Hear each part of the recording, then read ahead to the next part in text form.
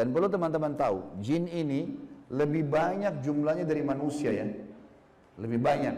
Iblis tadi yang kita sedang bahas, salah satu dari golongan jin. Jadi ada jin-jin yang lain. Allah ceritakan dalam surah jin khusus. Surah nomor 72 bicara masalah itu. 18 ayat pertama, itu Allah menceritakan tentang masalah adanya jin-jin beriman. Jadi di alam jin ada jihad, ada dakwah.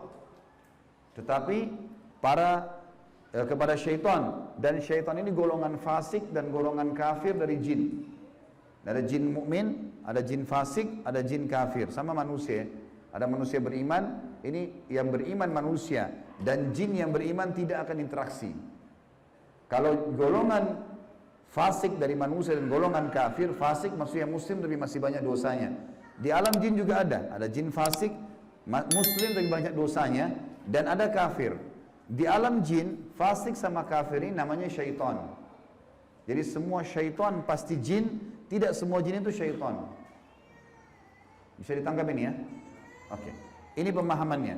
Nah, syaitan ini dipimpin oleh iblis. Jadi iblis bukan raja jin, tapi raja syaitan. Teman-teman sekalian, semua syaitan kita disuruh jadikan musuh. Kalau datang, diusir. Kalau kita ganggu syaitan, atau syaitan ganggu kita, kalau kita diganggu oleh syaitan, maaf, bahasanya gini, kalau kita diganggu oleh syaitan, tadi saya keliru ucapinnya. Kalau kita diganggu oleh syaitan, kita harus usir. A'udzu billahi minasyaitonir rajim. Mulai ada malas ibadah, mau buat dosa, mau buat zina, a'udzubillahi minasyaitonir rajim. Syaitan lagi datang nih godain. Saya berlindung kepada Allah dari syaitan yang rajim. Rajim itu dirajam, teman-teman. Jadi kalau bahasa Indonesia terjemahan terkutuk itu sebenarnya kurang tepat itu. Tepatnya rajim itu adalah dirajam. Rajam itu malaikat ambil panah api dipanahin dia.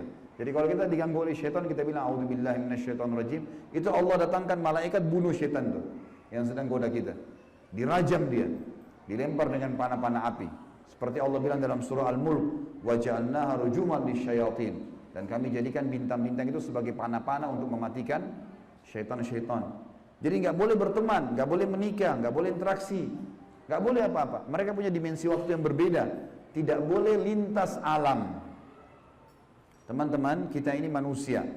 Manusia sudah Allah ciptakan makanan kita. Makanan kita inilah daging, ini ayam, ada sayur-sayuran, ada buah-buahan yang kelihatan depan mata. Yang manusia bisa cocok tanam, bisa ternak, itu makanan kita. Inilah kita, inilah baju kita. Inilah penglihatan kita yang kita bisa lihat. Inilah bangunan rumah kita dan masjid kita. Ini alam kita, teman-teman. Untuk membuat manusia lain suka dengan kita, simpatik, ada cara manusiawi. Ya, punya pintar dalam berbicara, punya prestasi dunia, berpendidikan kah, kaya kah, suka membantu kah, ada caranya.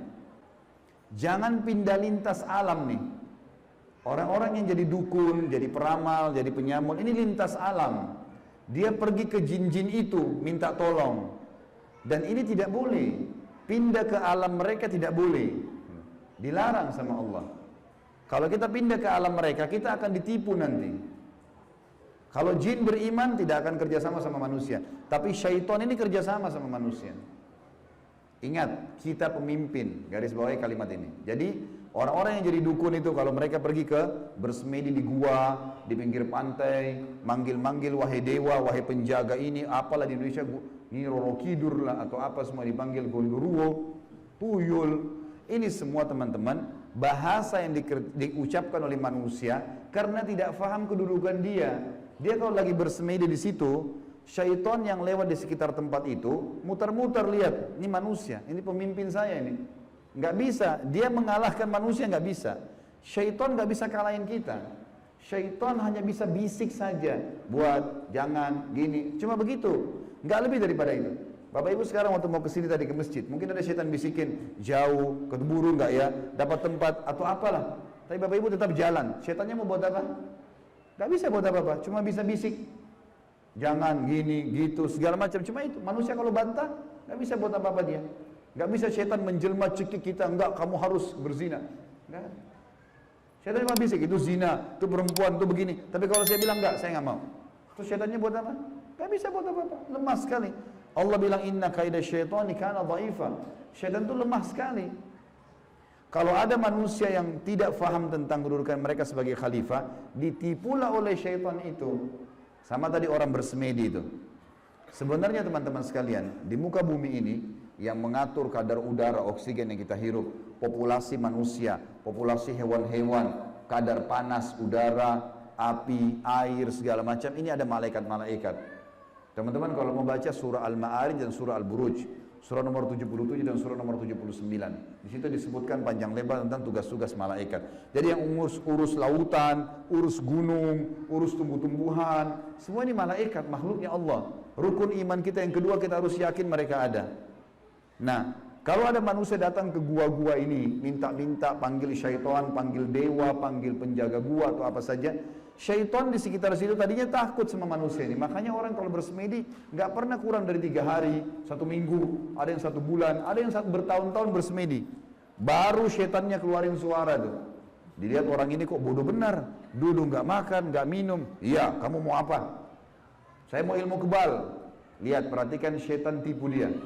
Disuruh makan kotorannya sendiri, disuruh minum darah, disuruh ini. Lintas alam lain nih. Manusia tidak mungkin mau minum darah. Fitrahnya kita nggak suka itu. Alam kita beda, kita nggak boleh makan itu memang. Allah buat kita nggak suka itu. Syaitan suka dengan bau-bau busuk, bau kotoran. Manusia nggak suka. Syaitan suruh manusia ini ikuti dia. Suruh bersemedi. Dan ini disebutkan teman-teman, sebab turunnya surah jin ini karena ada orang-orang Arab jahiliyah dulu. Mereka ini teman-teman kalau mau kalau lagi perjalanan bagi safar, kepala sukunya, kepala kafilah, kepala perjalanan itu kalau sudah istirahat di satu lembah, dia tiba-tiba keluar, dia ambil setengah bekal makanan, dia bawa ke tengah-tengah lembah, lalu dia bilang begini, wahai penjaga lembah, ini setengah bekal kami, jangan ganggu kami ya. Ini perkataan siapa? Perkataan kepala kafilah tadi. Maka Allah bongkar dalam Al-Quran, dalam surah Jin, Allah katakan 18 ayat pertama diantaranya, fazaduhum rahaqa. Maka syaitan-syaitan di sekitar lembah itu semuanya makin mengerjai mereka, makin jadi tuh. Kalau ada satu kampung misalnya kayak di Indonesia ini paling banyak seperti itu. Ada satu kampung lewat jembatan, tersebar berita itu di jembatan kalau malam hari ada nenek-nenek tuh. Syaitan tunggangi itu isu. Kalau ada orang takut, makin jadi, makin kelihatan. Yang lihat hanya orang yang takut saja. Orang yang tidak takut tidak bakal lihat. Tidak bakal kelihatan. Tentu teman-teman sekalian, kita ini sampai azan Isya, sholat Isya dulu baru kemudian kita lanjutkan materinya. Teman-teman sekalian, kalau ada satu rumah, orang bunuh diri di situ. Orang bunuh diri. Kalau kita lewat, pagarnya rumah orang itu 10 meter. Kita lewat 1 meter pertama, 2 meter pertama, semua syaitan di sekitar rumah itu bisikin kita. Itu yang bunuh diri perempuan, rambutnya panjang, matanya belalak, keluar darah dari hidungnya. Terus, sebelum antum ini, anda ini ngelewatan 10 meter pagar itu. Dia takut-takutin. Kalau kita takut di 5 meter misalnya, balik ke sana kita lihat benar tuh. Perempuan yang gantung diri itu kita lihat, padahal sebenarnya tidak ada. Itu permainan syaitan di sekitar rumah itu. Ini saya bongkar kedoknya biar Bapak Ibu tahu. Jadi syaitan kalau di sini marah sama saya, biarin aja dia marah. Karena emang dia begitu, kerjain manusia. Dia kerjain manusia. Kalau ada teman kita jalan tanya, kamu takut gak? Kamu lihat gak? Dia bilang enggak, karena dia tidak takut. Kalau dia takut, dia bayangkan nenek-nenek misalnya. Dia lihat nenek-nenek di sana. Jadi orang makin benar, makin tahu tauhid ini, makin tahu kisah awal Nabi Adam, musuh kita syaitan, Allah bilang syaitan itu lemah, tidak bisa buat apa-apa. Ini semua teman-teman sekalian akan membuat seseorang di antara kita jadi kokoh. Jadi tidak mudah tergoda oleh syaitan. Dan ini makna daripada hadis Nabi SAW. Hai Ibnu Khattab, Umar bin Khattab, kalau kau lewat di sebuah lembah, syaitan tahu kau lewat di lembah itu, dia cari lembah lain. Padahal Umar nggak pernah lihat syaitan itu. Syaitan yang lihat Umar. Kok bisa syaitannya takut? Karena tahu kalau Umar ini sudah tahu. Sedikit ada gangguan syaitan, langsung Umar baca, A'udzubillahi minasyaitonirrajim. Berarti Allah utus malaikat bunuh dia. Orang-orang yang takut saja, yang belum faham, baru kemudian dikerjai oleh syaitan itu. Seperti itulah pemahamannya.